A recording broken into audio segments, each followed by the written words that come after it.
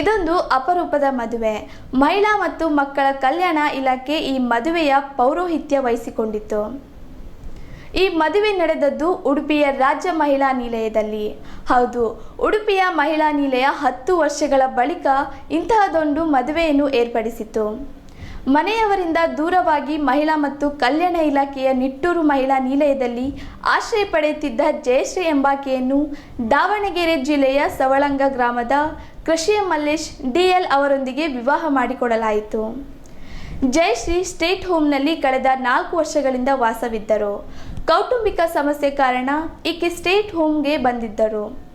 ಇಲ್ಲಿ 4 ವರ್ಷಗಳಿಂದ ವಿವಿಧ ಕೌಶಲ್ಯ ಮತ್ತು ತರಬೇತಿ ಕಲಿತ ಬಳಿಕ ಸಮಾಜದ ಮುಖ್ಯವಾಹಿನಿಗೆ ಬರುವ ಮನಸ್ಸಾಗಿದೆ. ಈಕೆಗೆ ಹಲವು ನೆಂಟಸ್ತಿಕೆಗಳು ಬಂದಿದ್ದವು. ಮಹಿಳಾ ನಿಲಯದವರು ಒಂದು ಸಮಿತಿ ರಚಿಸಿ ಸೂಕ್ತ ವರವನ್ನು ಹುಡುಕಿತು. ವರನ ಹಿನ್ನೆಲೆ ಮತ್ತು ಪೂರ್ವಾಪರ ಅರಿತು ದಾವಣಗೆರೆಯ ಮಲ್ಲೇಶ್ ಜೊತೆ ವಿವಾಹಕ್ಕೆ ವ್ಯವಸ್ಥೆ ಮಾಡಿತು. ಇವತ್ತು ಇವರಿಬ್ಬರು ಜಿಲ್ಲಾಧಿಕಾರಿ ಕೂರ್ಮಾರಾವ್, ಶಾಸಕ ರಘುಪತಿ ಭಟ್ ಮತ್ತು ಸೀಮಿತ ಬಂಡುಗಳ ಸಮ್ಮುಖದಲ್ಲಿ ಸತಿಪತಿಗಳಾದರು. ವಧುವಿಗೆ ಸರ್ಕಾರದ ಕಡೆಯಿಂದ 15,000 ಮತ್ತು ದಾನಿಗಳ ನೆರವಿನಿಂದ 50,000ದಷ್ಟು ಹಣವನ್ನು ಬ್ಯಾಂಕ್ನಲ್ಲಿ ಠೇವಣಿ ಇರಿಸಲಾಗಿದೆ.